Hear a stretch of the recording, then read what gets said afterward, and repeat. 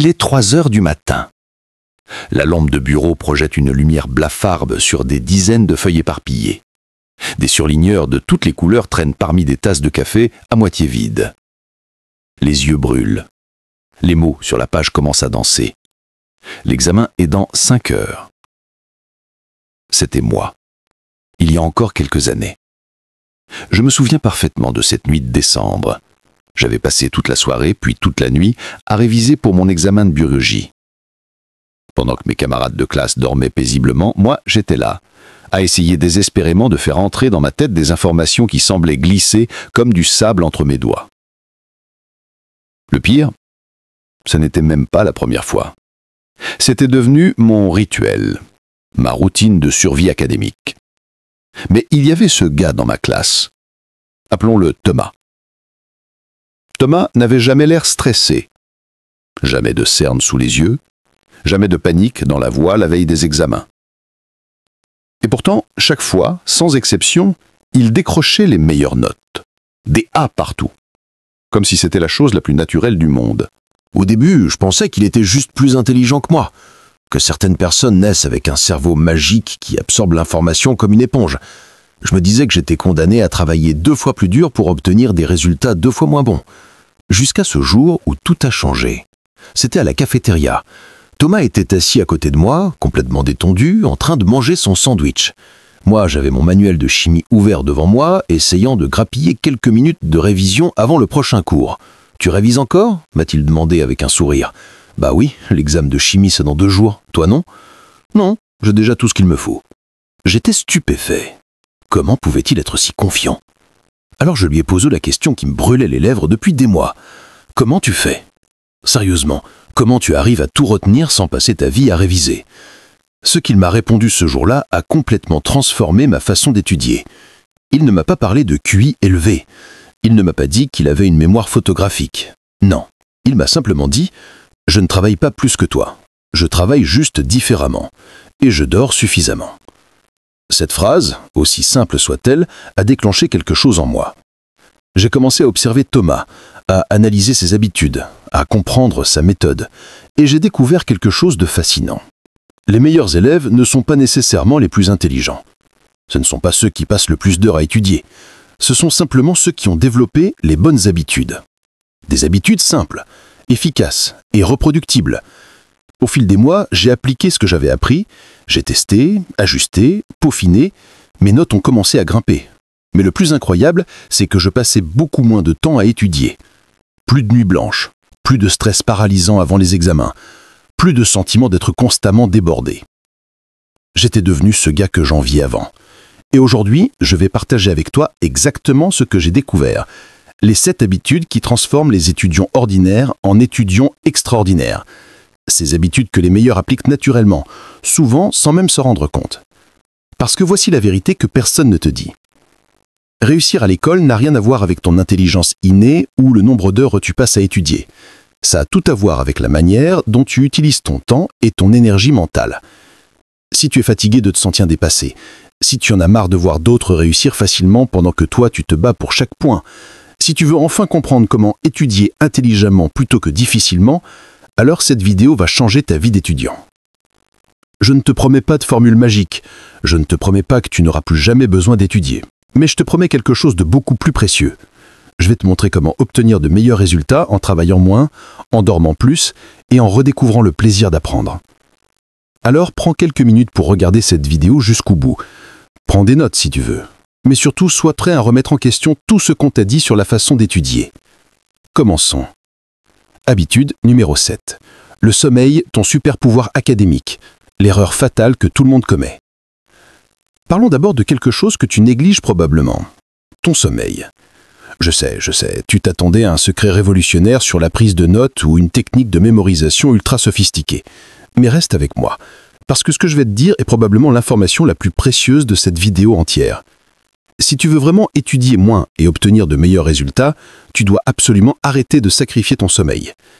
Et oui, je sais que ça ressemble au conseil que te donnerait ta grand-mère, mais laisse-moi te poser une question. Combien de nuits blanches as-tu passé à réviser cette année ? Combien de fois es-tu allé en cours en te sentant comme un zombie, les yeux qui piquent, incapable de te concentrer plus de 5 minutes ? Voici ce que personne ne te dit. Chaque heure de sommeil que tu sacrifies pour réviser te coûte en réalité beaucoup plus cher que ce qu'elle te rapporte.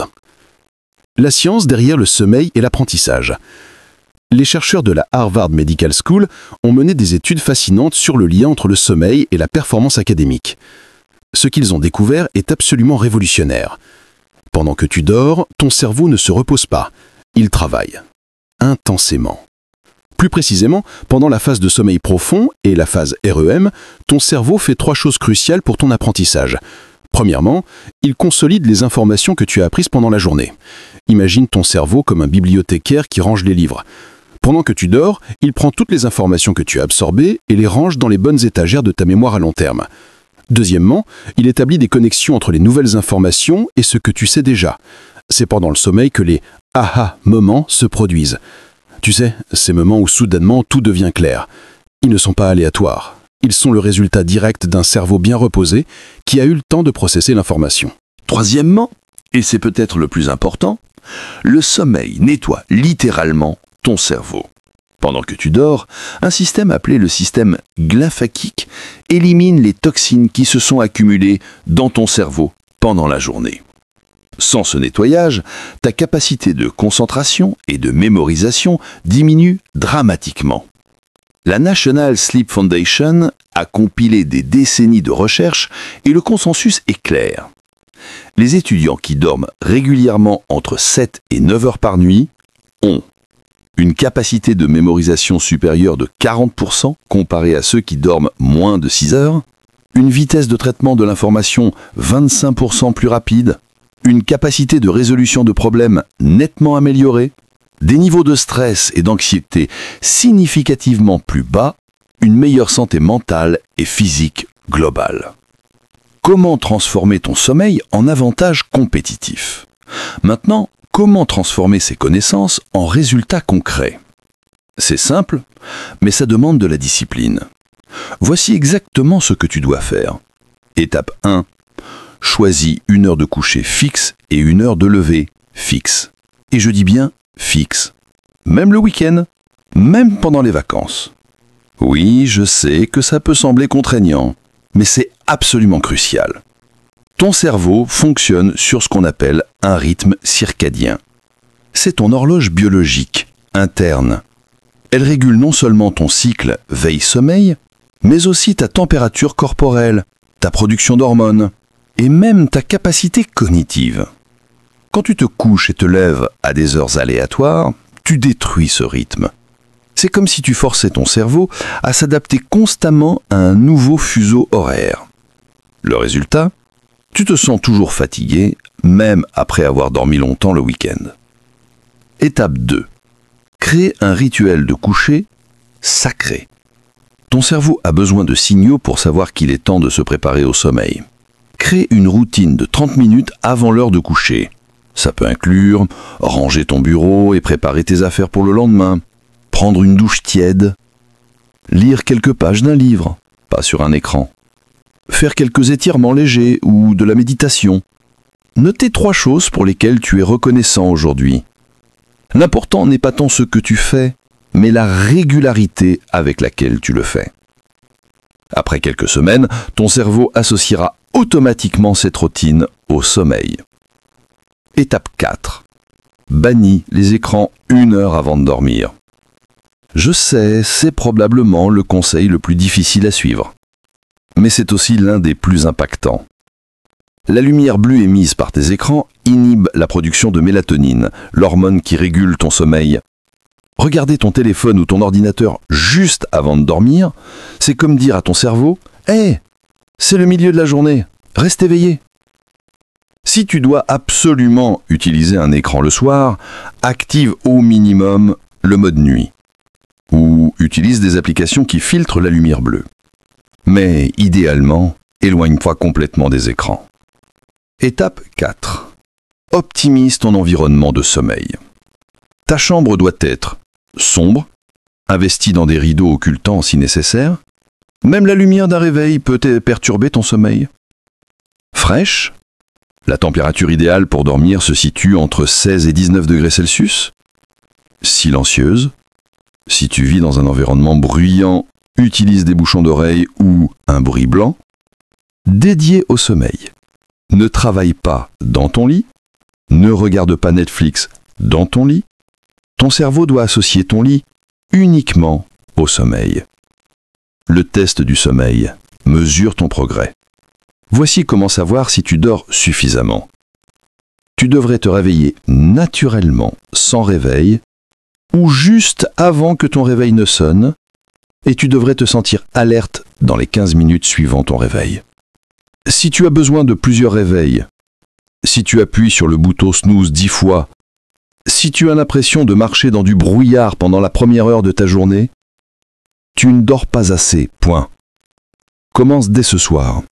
Calcule à quelle heure tu dois te lever demain, compte 8 heures en arrière et ajoute 30 minutes pour t'endormir. C'est l'heure à laquelle tu dois être dans ton lit. Et c'est ça pendant 2 semaines, juste 2 semaines. Je te garantis que tu verras une différence massive dans ta capacité de concentration, de mémorisation et dans tes résultats académiques. Le sommeil n'est pas un luxe, c'est ton arme secrète. Habitude numéro 6. La présence active en classe. La vérité inconfortable sur les cours. Parlons maintenant de quelque chose que tu fais probablement tous les jours sans vraiment y réfléchir. Assister au cours. Tu te présentes, tu t'assieds, tu ouvres ton cahier. Peut-être que tu griffonnes quelques notes. Peut-être que tu regardes ton téléphone en douce. Peut-être que tu rêvasses en attendant que le temps passe. Et puis, une fois chez toi, tu te retrouves à passer des heures à essayer de comprendre ce qui a été dit en classe. Tu relis tes notes désordonnées. Tu cherches sur YouTube des vidéos qui expliquent le concept. Tu textes tes amis pour leur demander ce qu'ils ont compris. Voici la question qui tue. Et si tu pouvais faire tout ce travail directement en classe? Et si, au lieu de passer 3 heures chez toi à décrypter un cours, tu pouvais le comprendre complètement pendant les 45 minutes où le prof l'explique? C'est exactement ce que font les meilleurs élèves. Et c'est exactement ce qui leur donne l'impression de réussir sans effort. La différence entre être présent et être engagé. Il y a une différence monumentale entre être physiquement présent en classe et être mentalement engagé. Être présent, c'est avoir ton corps assis sur une chaise. Être engagé, c'est avoir ton cerveau actif, curieux et connecté à ce qui est enseigné.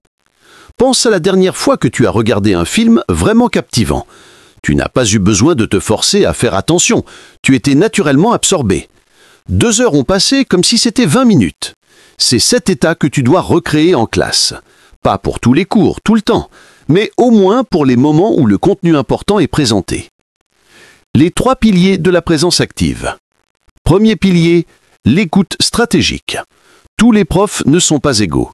Certains sont excellents pour structurer leur contenu, d'autres moins.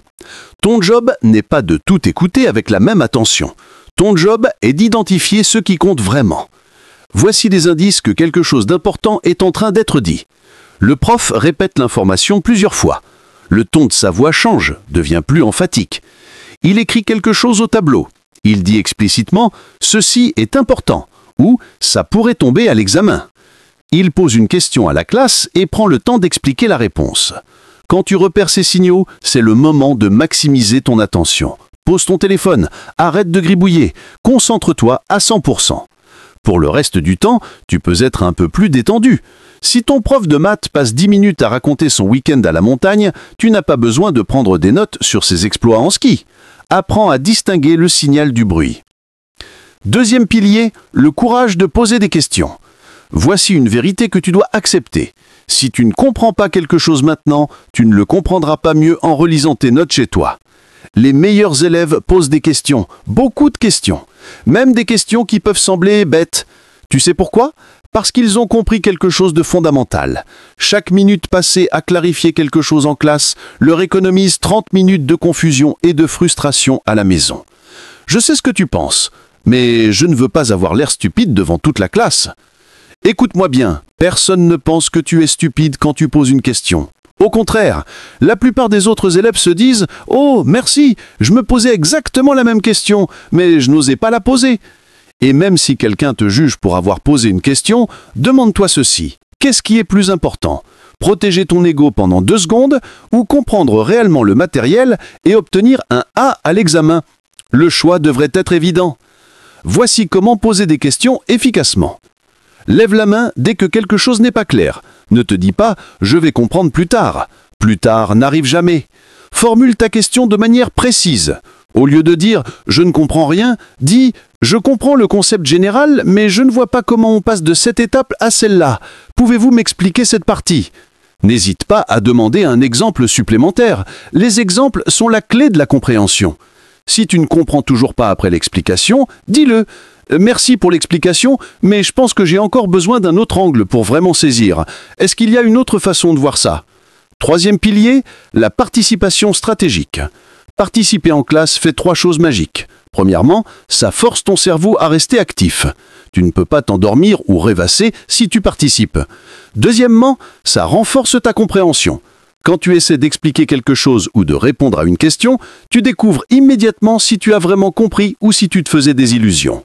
Et troisièmement, et c'est un bonus souvent sous-estimé, ça améliore ta relation avec tes profs. Les profs sont des humains. Ils aiment quand les élèves montrent de l'intérêt pour leur matière. Un prof qui t'apprécie sera plus enclin à t'aider quand tu auras besoin de conseils ou de soutien supplémentaire. La technique de l'étudiant invisible devenue visible. Voici un exercice que je veux que tu essaies dès ton prochain cours. Pendant toute la durée du cours, imagine que tu vas devoir enseigner ce matériel à quelqu'un immédiatement après. Peut-être à un ami qui a raté le cours, peut-être à ton petit frère. Cette simple intention change complètement ton niveau d'attention.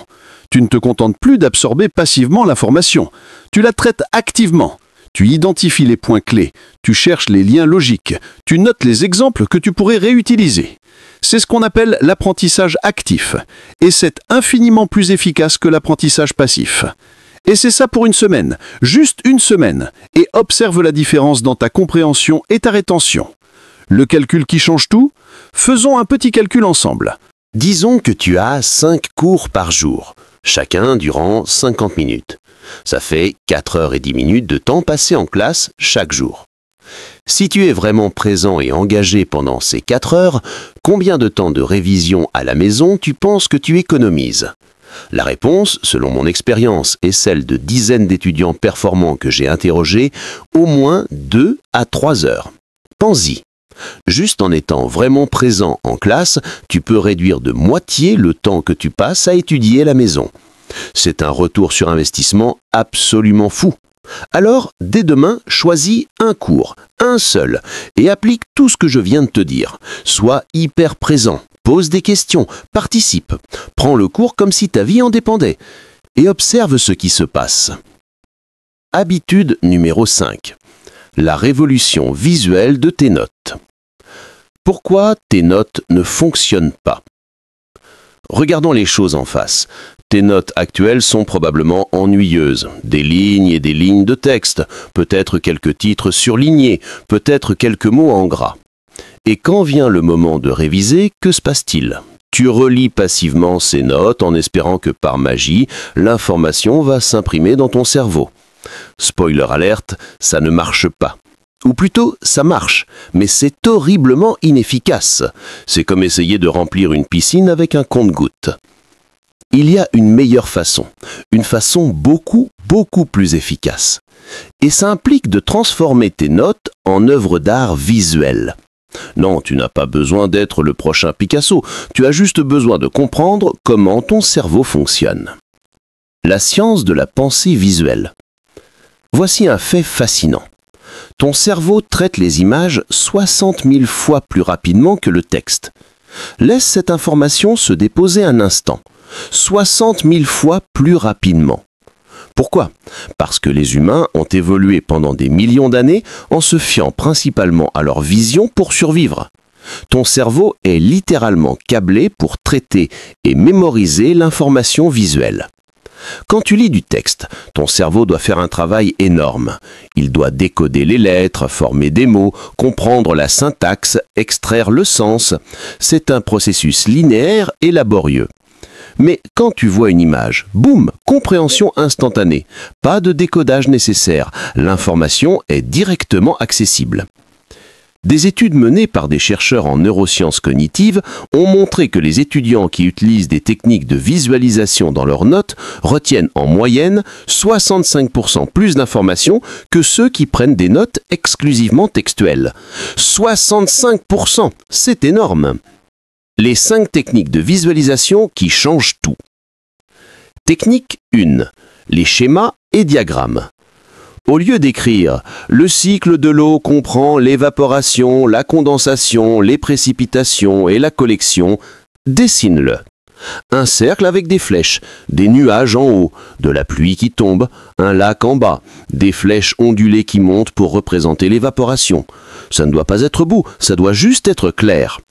En dessinant ce schéma, tu as automatiquement traité l'information beaucoup plus profondément que si tu l'avais simplement écrite.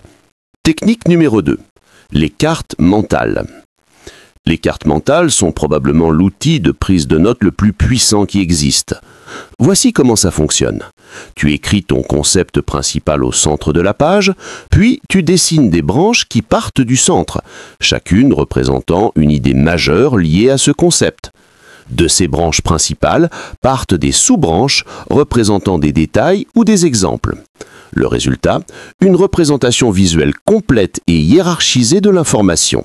Ton cerveau peut voir d'un coup d'œil toute la structure du sujet. Et voici le bonus. En créant une carte mentale, tu es forcé de comprendre les relations entre les différentes idées. Tu ne peux pas juste copier bêtement ce que dit le prof, tu dois réfléchir, analyser, organiser. Technique 3. Les icônes et symboles. Développe ton propre langage visuel. Quelques exemples. Une ampoule pour les idées importantes, un point d'exclamation pour les concepts critiques, une flèche vers le haut pour les causes, une flèche vers le bas pour les conséquences, un petit bonhomme pour les exemples concrets, une étoile pour les informations qui tomberont probablement à l'examen. Au début, ça peut sembler enfantin, mais avec le temps, ces symboles deviennent des ancrages visuels puissants qui rendent tes notes beaucoup plus faciles à scanner et à réviser. Technique 4, les codes couleurs stratégiques. Attention, je ne parle pas de surligner aléatoirement avec 36 couleurs différentes. Je parle d'un système de couleurs intentionnel et cohérent. Par exemple, rouge pour les définitions clés, bleu pour les exemples, vert pour les formules ou processus, orange pour les connexions avec d'autres chapitres. L'important est d'être cohérent. Si rouge signifie définition dans tes notes de biologie, ça doit aussi signifier définition dans tes notes de philosophie. Ton cerveau créera automatiquement des associations entre les couleurs et les types d'informations, rendant ta révision beaucoup plus efficace. Technique 5, les métaphores visuelles. C'est ma technique préférée. Transforme les concepts abstraits en images concrètes. Tu étudies le système immunitaire, dessine un château avec des gardes, les globules blancs, qui repoussent des envahisseurs, les virus. Tu apprends la structure atomique, dessine un système solaire miniature avec le noyau au centre et les électrons qui orbitent autour. Ces métaphores visuelles rendent les concepts abstraits tangibles et mémorables. Comment transformer tes notes aujourd'hui? Je ne te demande pas de recommencer toutes tes notes depuis le début, ce serait ridicule. Mais à partir de maintenant, pour chaque nouveau cours, essaye d'incorporer au moins 2 éléments visuels par page.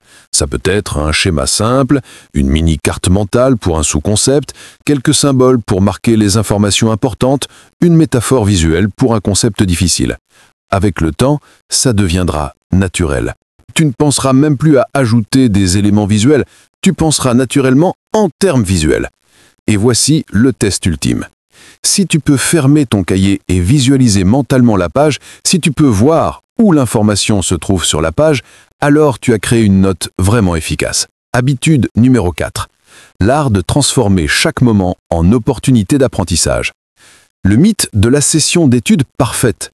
Beaucoup d'étudiants pensent que l'apprentissage nécessite un environnement parfait, une chambre silencieuse, un bureau bien rangé, 3 heures de temps libre devant soi, une concentration absolue. Et oui, cet environnement idéal est génial quand tu l'as. Mais combien de fois as-tu vraiment ces conditions parfaites? 1 fois par semaine? 2 fois si tu as de la chance? Pendant ce temps, des heures et des heures de temps potentiellement utiles s'écoulent chaque jour. Dans les transports, en faisant le ménage, en attendant quelque chose ou quelqu'un, en faisant du sport. Les meilleurs étudiants ont compris quelque chose de fondamental. L'apprentissage ne nécessite pas de conditions parfaites. L'apprentissage nécessite juste de l'attention, même par petites doses. La puissance du micro-apprentissage. Voici un concept révolutionnaire, tu n'as pas besoin de bloquer 3 heures pour apprendre efficacement. Parfois, 10 minutes d'apprentissage ciblé valent mieux qu'une heure de révision distraite. C'est ce qu'on appelle le micro-apprentissage. L'idée est simple, utiliser tous ces petits moments perdus de ta journée pour réviser, répéter, consolider. Faisons le calcul ensemble. Disons que tu passes 30 minutes dans les transports par jour. 20 minutes à faire des tâches ménagères, 15 minutes à attendre, entre des cours à la cafétéria, et 30 minutes à faire du sport. Ça fait 95 minutes. Presque 1h30 par jour. Multiplie ça par 7 jours, et tu obtiens plus de 10 heures par semaine. 10 heures d'apprentissage supplémentaires sans prendre une seule minute supplémentaire dans ta journée. Sans sacrifier ton temps libre, sans réduire ton sommeil. C'est exactement ce que font les meilleurs élèves.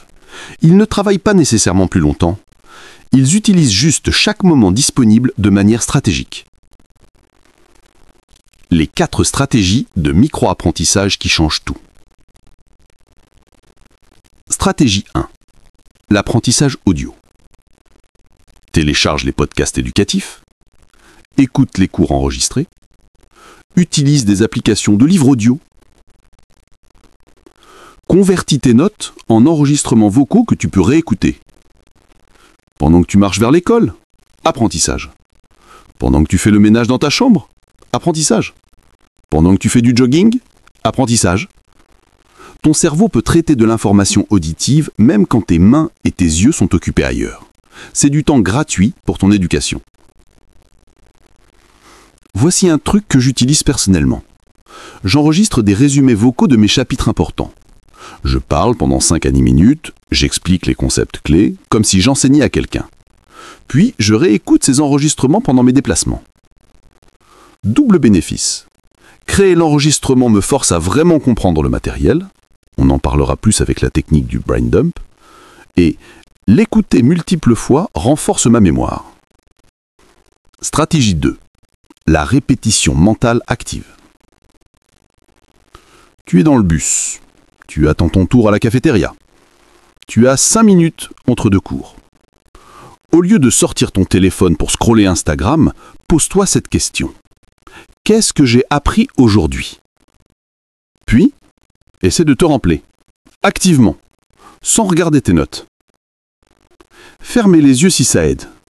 Visualise la page de ton cahier. Essaie de te souvenir des points principaux du dernier cours que tu as eu.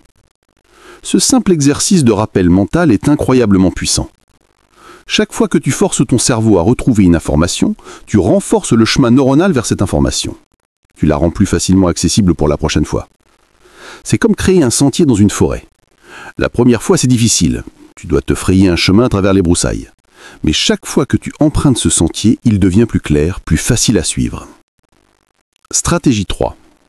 Les flashcards digitales à portée de main. Les applications de flashcards, comme Anki ou Quizlet, sont tes meilleurs amis pour le micro-apprentissage. Crée tes flashcards après chaque cours. Question sur le devant, réponse au dos. Puis, chaque fois que tu as 2 minutes libres, sors ton téléphone et révise quelques cartes. Le truc génial avec ces applications, c'est qu'elles utilisent un algorithme de répétition espacée. Ça signifie qu'elles te montrent les cartes que tu as du mal à retenir plus souvent et celles que tu maîtrises moins souvent. Résultat, ton temps de révision est optimisé au maximum. Tu ne perds pas de temps à revoir des choses que tu sais déjà, tu te concentres automatiquement sur tes points faibles. Stratégie 4. Le sport cognitif. Voici quelque chose de fascinant que les neuroscientifiques ont découvert. L'exercice physique améliore significativement ta capacité d'apprentissage. Quand tu fais de l'exercice, ton cerveau produit plus de BDNF, Brain Derived Neurotrophic Factor, une protéine qui stimule la croissance de nouvelles connexions neuronales. En gros, l'exercice rend ton cerveau littéralement plus capable d'apprendre. Alors, pourquoi ne pas combiner les deux ? Pendant que tu fais du sport, écoute un podcast éducatif. Pendant que tu fais du vélo stationnaire à la gym, révise tes flashcards.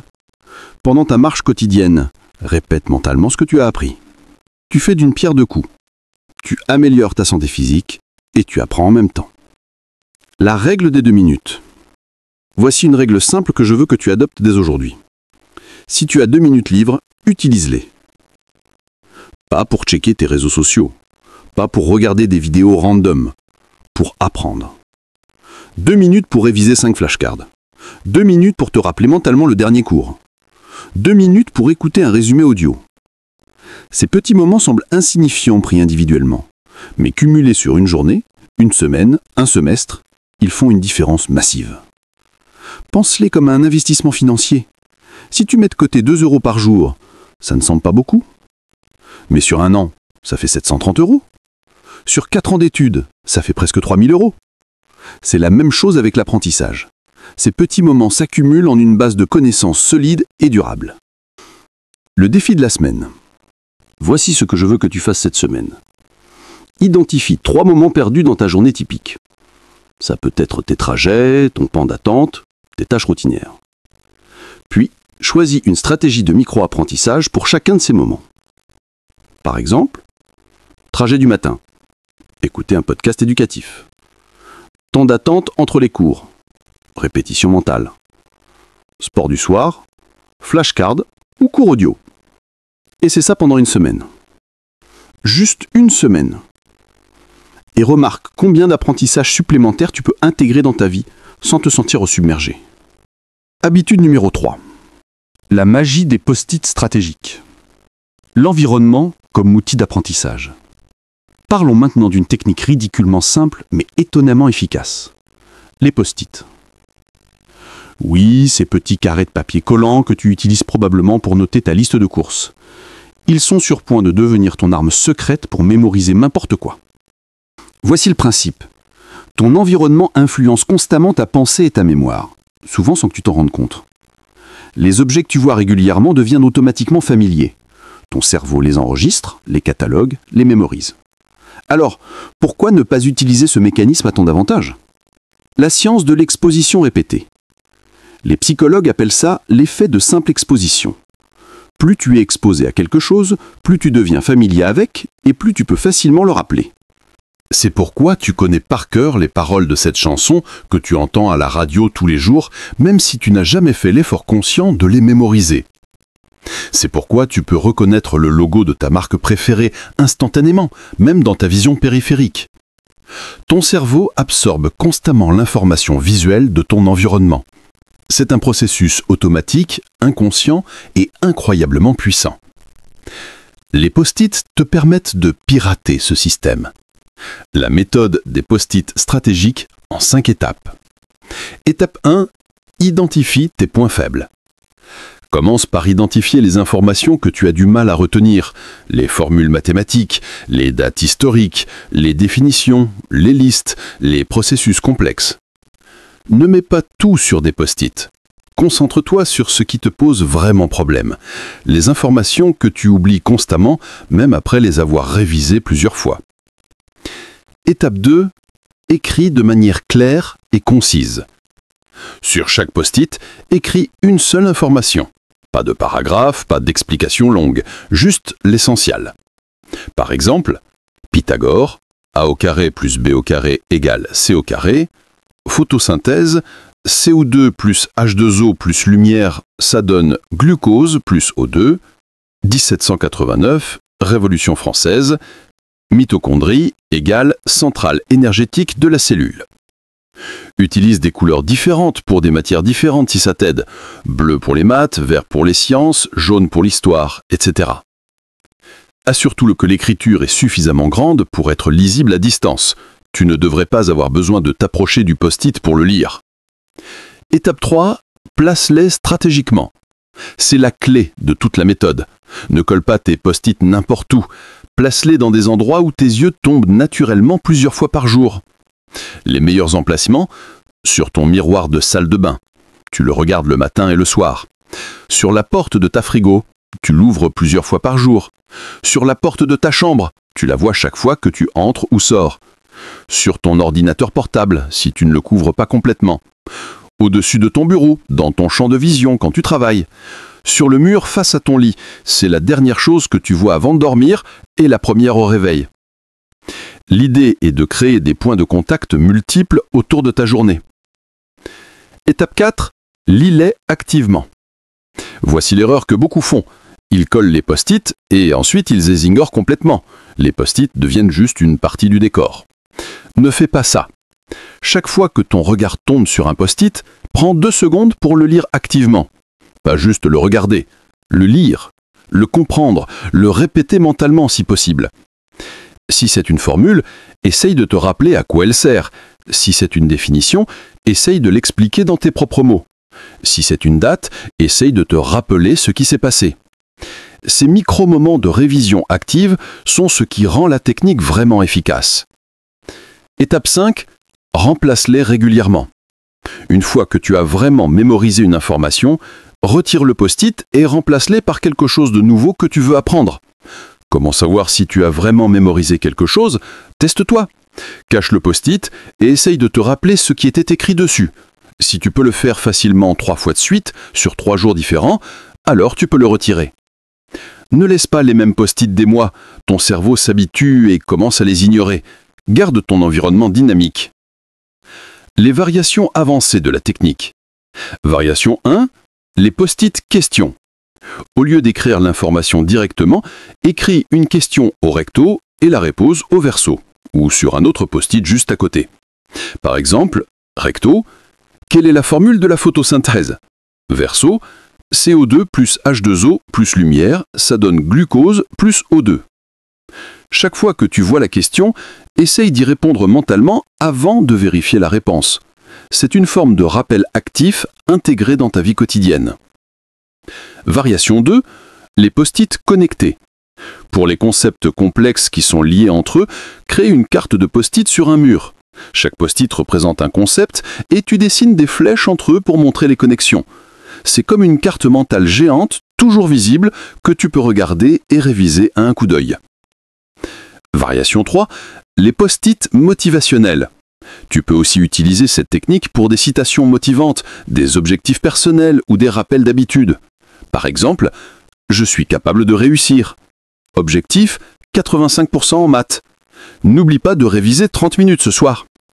Ces rappels visuels peuvent être incroyablement puissants pour maintenir ta motivation et ta discipline.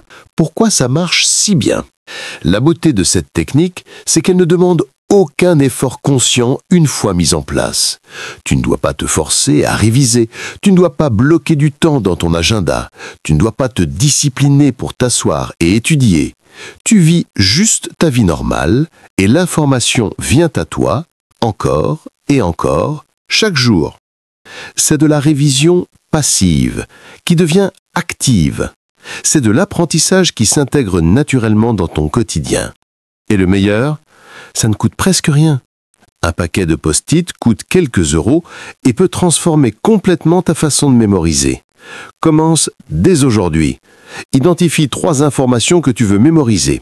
Écris-les sur des post-it, colle-les dans 3 endroits stratégiques.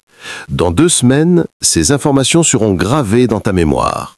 Habitude numéro 2, les moyens mnémotechniques, ton super pouvoir mental. L'art de rendre l'inoubliable ce qui est ennuyeux. Parlons maintenant de quelque chose que les meilleurs élèves utilisent constamment, mais dont personne ne parle vraiment. Les moyens mnémotechniques. Si ce mot te semble compliqué, ne t'inquiète pas. C'est juste un terme fancy pour dire des trucs pour mieux se rappeler des choses. Et ces trucs sont absolument magiques. Pense à toutes les informations que tu dois mémoriser pour l'école. Des listes interminables, des dates, des formules, des processus, des noms, des concepts abstraits. La plupart de ces informations sont, soyons honnêtes, plutôt ennuyeuses. Ton cerveau ne veut pas les retenir parce qu'elles n'ont aucune signification émotionnelle ou pratique immédiate pour toi. Mais si tu peux transformer ces informations ennuyeuses en quelque chose de mémorable, de drôle, de bizarre ou de rythmique, ton cerveau les retiendra automatiquement. C'est exactement ce que font les moyens mnémotechniques. Pourquoi ton cerveau adore les moyens mnémotechniques? Ton cerveau n'a pas été conçu pour mémoriser des faits abstraits et déconnectés. Il a été conçu pour mémoriser des histoires, des émotions, des patterns et des associations. Pense aux choses que tu te rappelles facilement.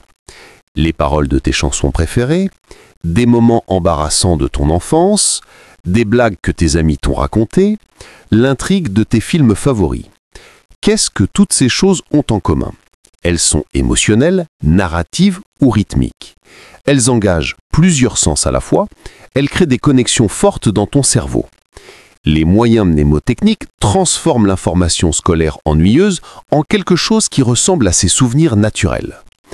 Les 6 types de moyens mnémotechniques qui changent tout. Type 1, les acronymes. C'est probablement le type le plus connu. Tu prends la première lettre de chaque mot que tu veux mémoriser et tu crées un nouveau mot ou une phrase. Exemple classique, pour retenir l'ordre des planètes du système solaire, Mercure, Vénus, Terre, Mars, Jupiter, Saturne, Uranus, Neptune, tu peux utiliser « Mon vieux, tu m'as jeté sur une nouvelle planète ». Ou pour retenir les notes de musique, Do, Ré, Mi, Fa, Sol, La, Si, tu peux utiliser Dominique rêve, mais finit souvent la seule. L'astuce est de créer une phrase qui a du sens pour toi, qui est facile à retenir et idéalement qui est un peu absurde ou drôle. Plus c'est bizarre, mieux ton cerveau le retiendra. Type 2, les rimes et les chansons. Ton cerveau adore la musique et le rythme. C'est pourquoi tu peux te rappeler des paroles de chansons que tu n'as pas entendues depuis des années. Transforme l'information que tu veux mémoriser en rime ou en chanson. Par exemple, pour la formule chimique de l'eau, H2O, c'est de l'eau, 2 hydrogènes, 1 oxygène, c'est la molécule qui nous désaltère, c'est génial. Oui, c'est nul, oui, ça rime à pelle, mais devine quoi, ça marche. Parce que c'est rythmique et facile à répéter. Tu peux même prendre la mélodie d'une chanson que tu connais déjà et mettre tes propres paroles dessus. Type 3. Les histoires absurdes. Pour mémoriser une liste d'items, crée une histoire complètement folle qui les connecte tous. Disons que tu dois te rappeler. Chaise, ordinateur, pomme, livre, lampe. Histoire. Je suis assis sur une chaise géante. Sur cette chaise, il y a un ordinateur qui mange une pomme. De l'ordinateur sort un livre qui commence à voler. Le livre allume une lampe et la lampe explose en confetti. Plus l'histoire est bizarre, visuelle et absurde, mieux c'est. Ton cerveau se rappelle facilement des choses inhabituelles et étranges. Type 4, le palais mental. C'est une technique utilisée par les champions de mémorisation du monde entier. Voici comment ça marche. Imagine un endroit que tu connais très bien, ta maison par exemple, puis place mentalement chaque information que tu veux mémoriser dans un endroit différent de cette maison. Par exemple, tu dois mémoriser les étapes de la photosynthèse. À l'entrée de ta maison, l'absorption de la lumière. Dans le salon, la conversion de l'énergie. Dans la cuisine, la production de glucose. Dans ta chambre, la libération d'oxygène. Quand tu veux te rappeler l'information, tu fais mentalement le tour de ta maison et tu ramasses chaque information là où tu l'as placée. Cette technique fonctionne parce qu'elle transforme l'information abstraite en quelque chose de spatial et concret. Type 5, les associations visuelles exagérées. Pour chaque concept ou mot que tu veux retenir, crée une image mentale extrêmement exagérée et bizarre. Tu dois retenir le mot photosynthèse. Imagine une plante géante avec des panneaux solaires à la place des feuilles qui porte des lunettes de soleil et fait un thumbs up. Tu dois retenir que Napoléon a été couronné empereur en 1804. Imagine Napoléon portant une couronne énorme faite de 18 et 0,4 en or massif. Plus l'image est ridicule, colorée, exagérée et personnelle, mieux ton cerveau la retiendra. Type 6. Les chunks, regroupements. Ton cerveau a du mal à retenir des longues séquences de chiffres ou de lettres, mais il est excellent pour retenir des groupes de 3-4 éléments. C'est pourquoi les numéros de téléphone sont divisés en segments 06, 12, 34, 56, 78 et difficile à retenir. Mais 06, 12, 34, 56, 78 est beaucoup plus facile. Applique cette technique à tout ce que tu dois mémoriser. Divise les longues listes en petits groupes, divise les longues dates en segments mémorables. Comment créer tes propres moyens mnémotechniques? Voici un processus en 4 étapes pour créer un moyen mnémotechnique pour n'importe quelle information. Étape 1. Identifie l'information exacte que tu dois mémoriser. Sois précis. Ne dis pas « je dois retenir le chapitre sur la Révolution française ». Dis « je dois retenir les dates clés. 1789, prise de la Bastille. 1792, proclamation de la République. 1793, exécution de Louis XVI. Étape 2. Choisis le type de moyen mnémotechnique le plus approprié. Acronyme pour les listes ordonnées, histoire pour les listes non ordonnées, rime pour les formules ou définitions, image exagérée pour des concepts uniques, palais mental pour des grandes quantités d'informations structurées. Étape 3. Crée ton moyen mnémotechnique. Laisse aller ta créativité. N'aie pas peur d'être ridicule. Plus c'est personnel et bizarre, mieux c'est.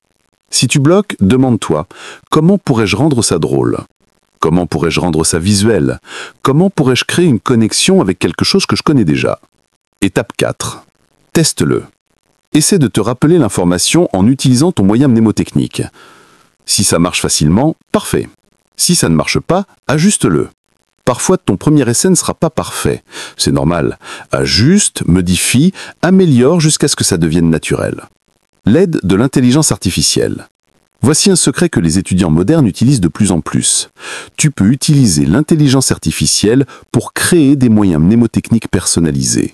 Des outils comme ChatGPT peuvent générer des acronymes, des histoires, des rimes et des associations visuelles en demande. Par exemple, tu pourrais demander « Crée-moi un moyen mnémotechnique pour retenir les 8 parties du discours en français. Nom, pronom, verbe, adjectif, adverbe, préposition, conjonction, interjection. » Et l'IA te générera plusieurs options créatives en quelques secondes. Utilise ces outils. Ils sont là pour t'aider, mais n'oublie pas de personnaliser les suggestions pour qu'elles résonnent vraiment avec toi. Le défi mnémotechnique. Voici ton défi pour cette semaine. Identifie 5 informations que tu as du mal à retenir. Ça peut être des formules, des dates, des définitions, des listes, n'importe quoi. Pour chacune, crée un moyen mnémotechnique en utilisant une des techniques que je viens de t'expliquer. Écris ces moyens mnémotechniques dans ton cahier ou sur des post-it. Puis, chaque jour pendant une semaine, pratique-les, répète-les, visualise-les. Je te garantis qu'à la fin de la semaine, ces 5 informations seront gravées dans ta mémoire de manière permanente. Et le meilleur? Tu auras développé une compétence que tu pourras utiliser pour le reste de ta vie académique et professionnelle. Habitude numéro 1. Le brain dump, l'arme secrète des génies. La technique que personne ne t'enseigne. Nous arrivons maintenant à l'habitude numéro 1, la plus puissante, celle qui sépare vraiment les étudiants moyens des étudiants exceptionnels. Elle s'appelle le brain dump, littéralement vidage de cerveau. Et si tu ne l'utilises pas encore, tu passes à côté de la technique d'étude la plus efficace qui t'existe. Voici comment ça marche. Tu prends une feuille blanche, tu prends un stylo et tu écris absolument tout ce que tu sais sur un sujet donné. Tout, sans regarder tes notes, sans regarder ton manuel, sans aucune aide extérieure. Juste toi, ton cerveau et une page blanche. Ça semble simple, presque trop simple. Mais laisse-moi t'expliquer pourquoi c'est absolument révolutionnaire. La science du rappel actif. Des décennies de recherche en neurosciences cognitives ont prouvé une chose sans l'ombre d'un doute. Le rappel actif est de loin la méthode d'étude la plus efficace qui existe. Qu'est-ce que le rappel actif ?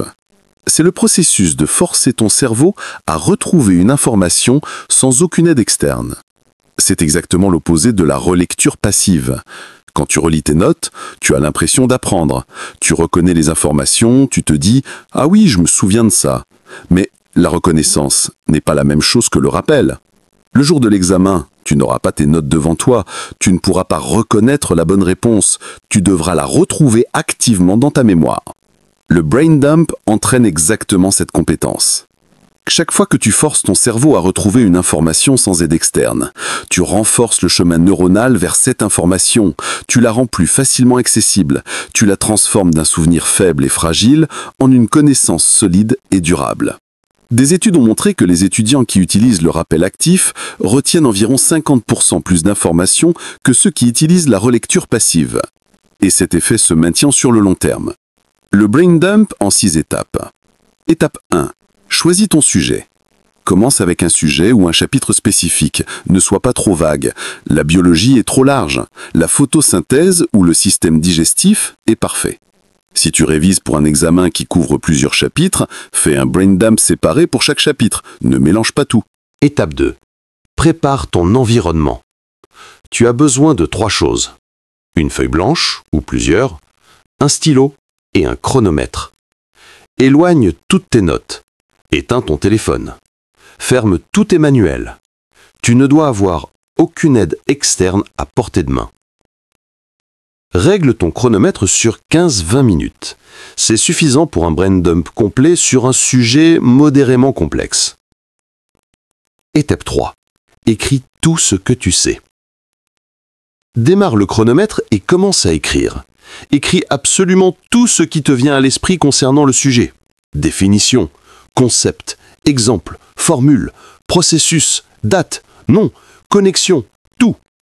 Ne t'inquiète pas de l'organisation pour l'instant. Ne t'inquiète pas de la grammaire ou de l'orthographe.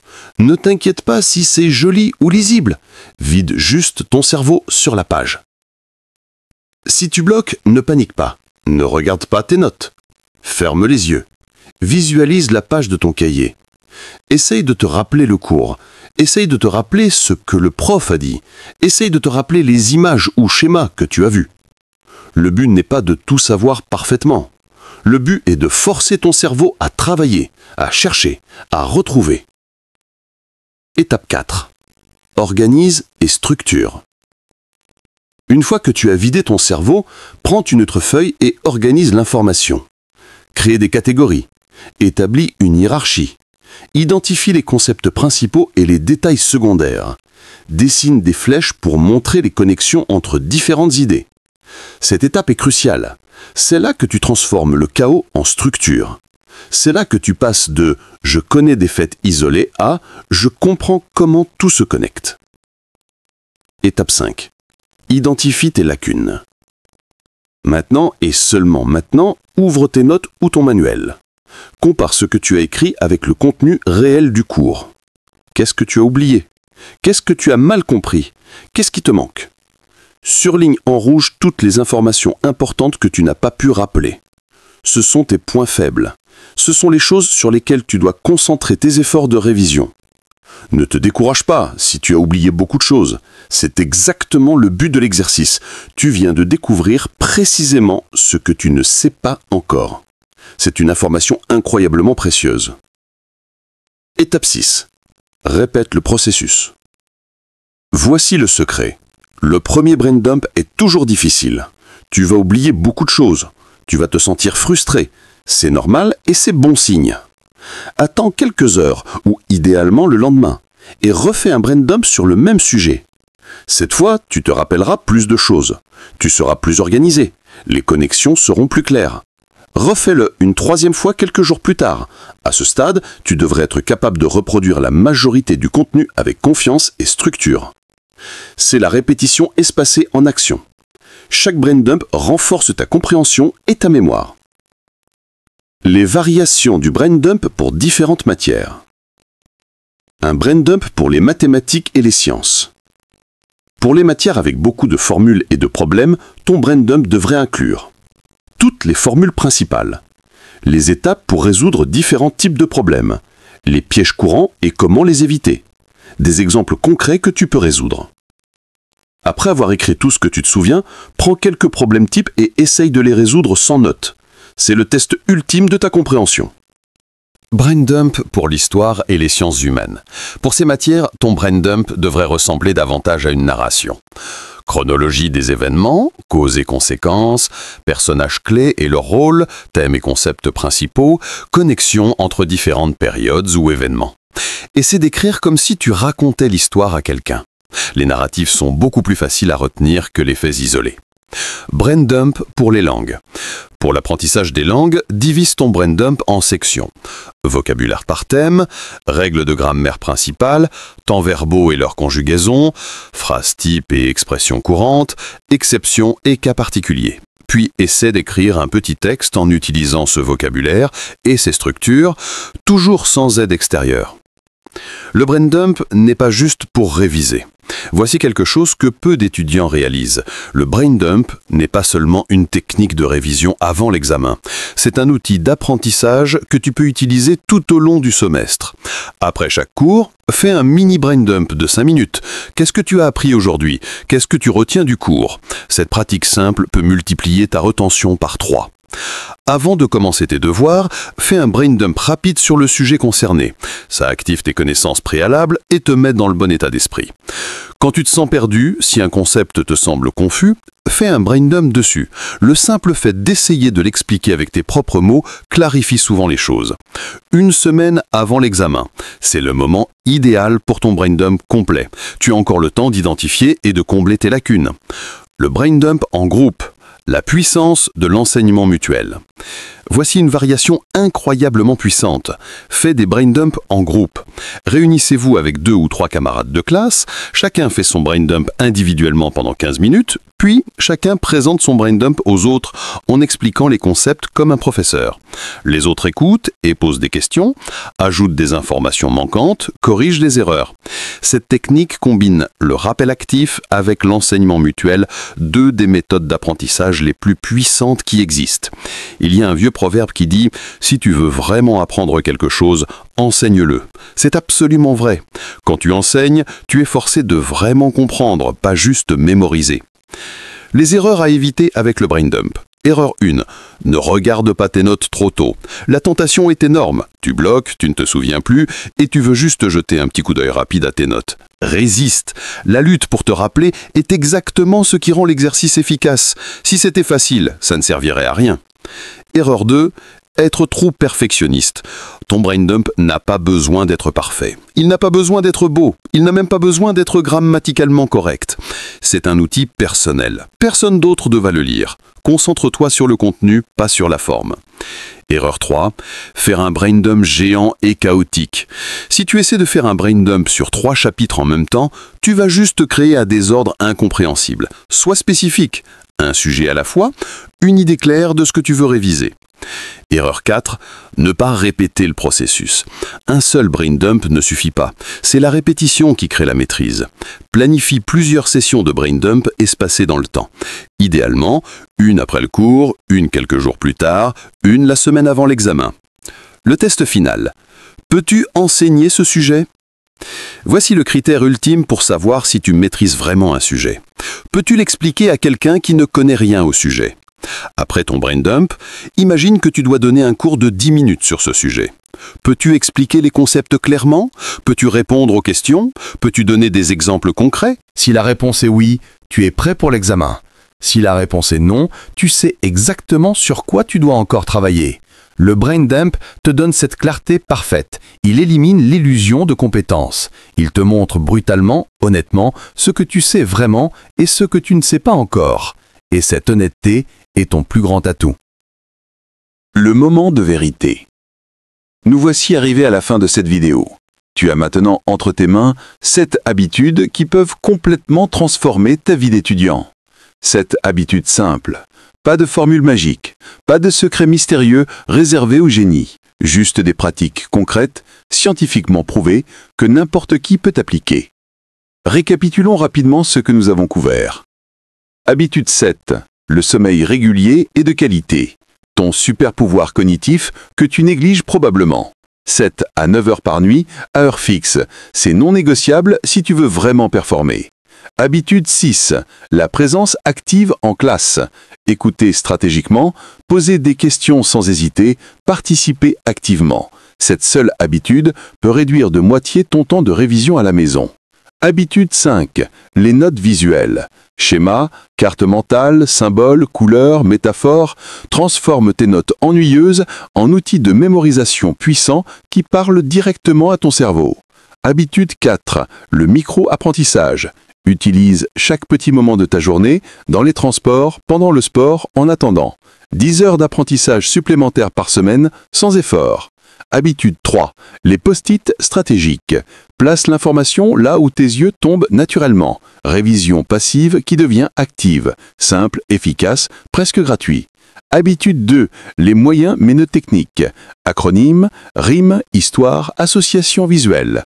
Transforme l'information ennuyeuse en quelque chose d'inoubliable. Ton cerveau te remerciera. Habitude 1. Le brain dump.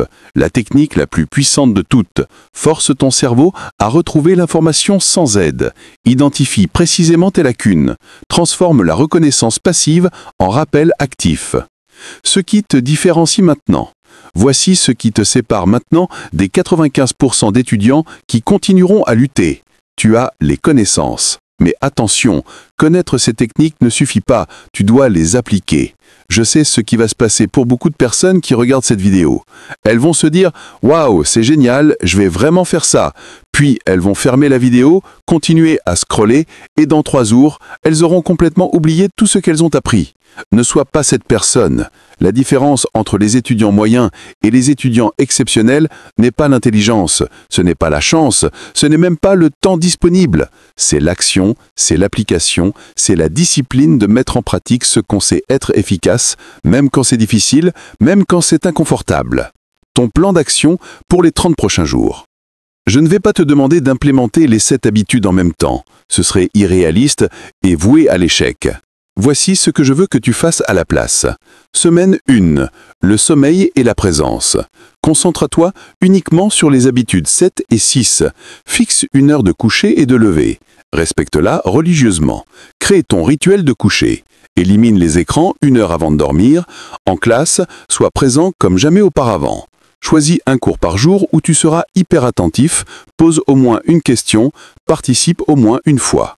C'est tout, juste ces 2 habitudes pendant une semaine. Semaine 2. Les notes visuelles et le micro-apprentissage.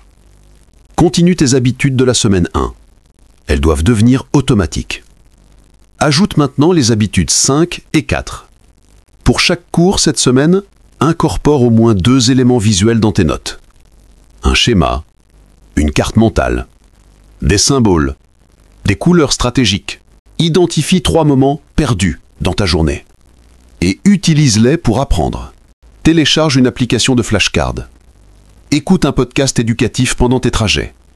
Fais de la répétition mentale dans les files d'attente. Semaine 3. Les post-it et les mnémotechniques. Tu as maintenant 4 habitudes en place. Continue-les. Ajoute les habitudes 3 et 2. Identifie 5 informations que tu as du mal à retenir.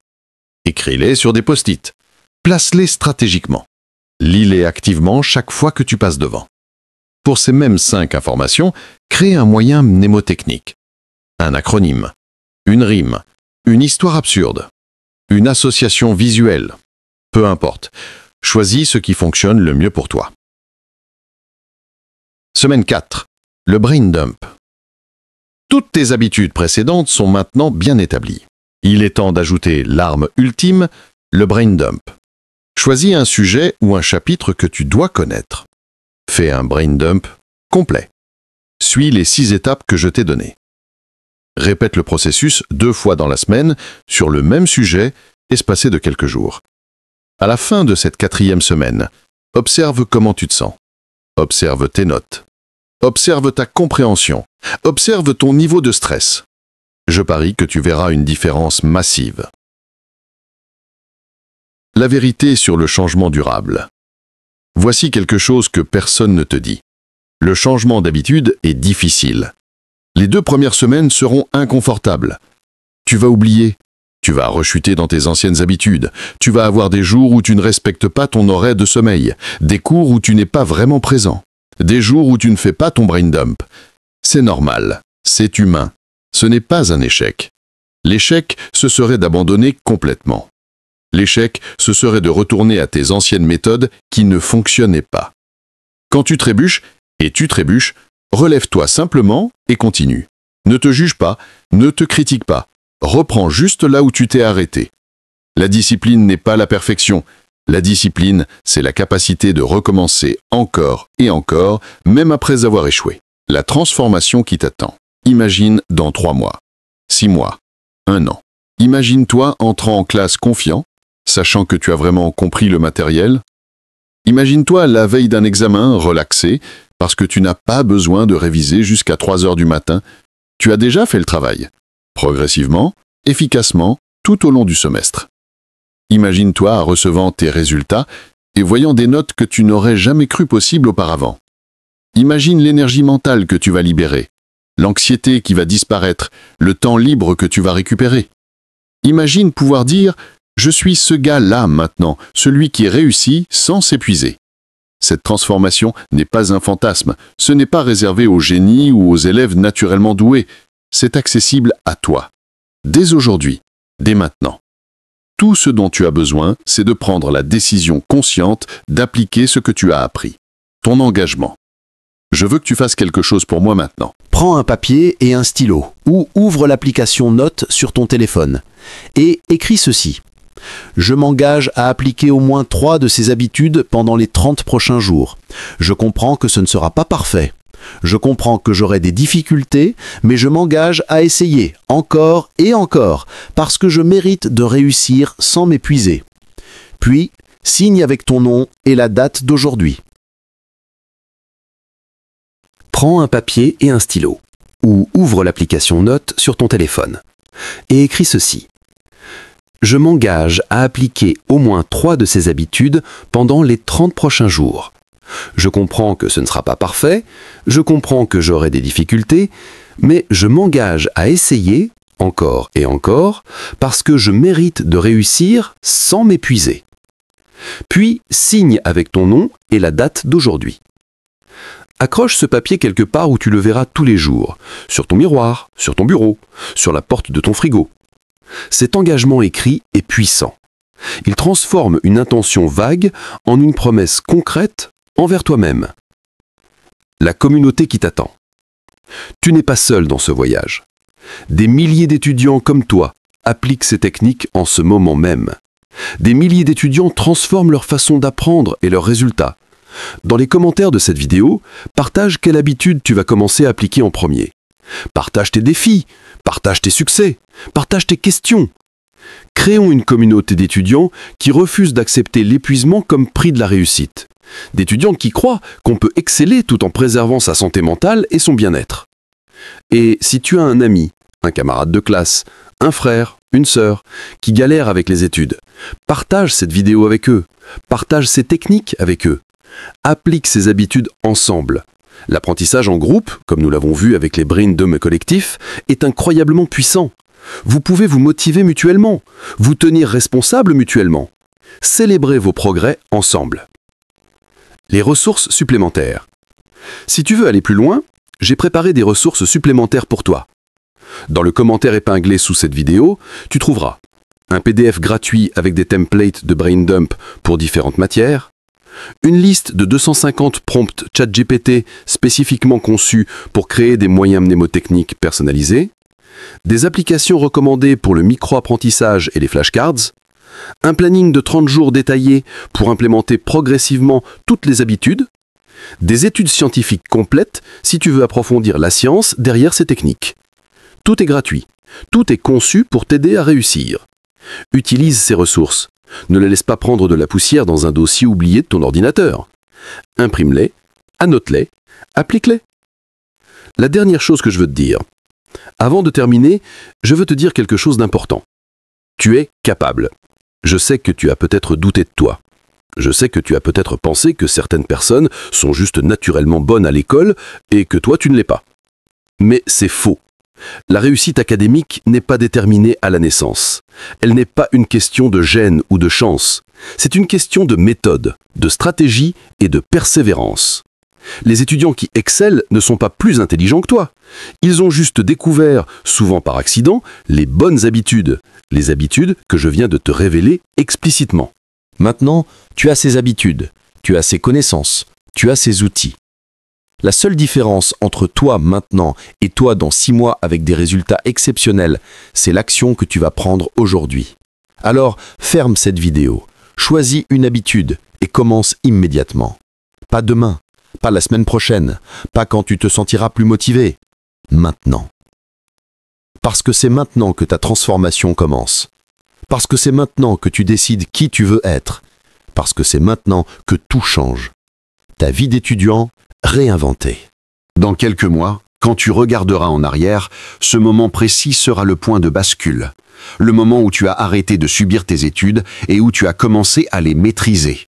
Le moment où tu as arrêté de te comparer aux autres et où tu as commencé à te concentrer sur ton propre progrès. Le moment où tu as arrêté de sacrifier ton sommeil, ta santé et ton bonheur pour des résultats médiocres et où tu as commencé à obtenir des résultats excellents en travaillant intelligemment. C'est ce moment. Maintenant. Alors vas-y, applique ces habitudes, transforme ta façon d'apprendre, deviens l'étudiant que tu as toujours voulu être. Tu as tout ce dont tu as besoin. Il ne te reste plus qu'à agir. Je crois en toi. Maintenant, c'est à ton tour de croire en toi.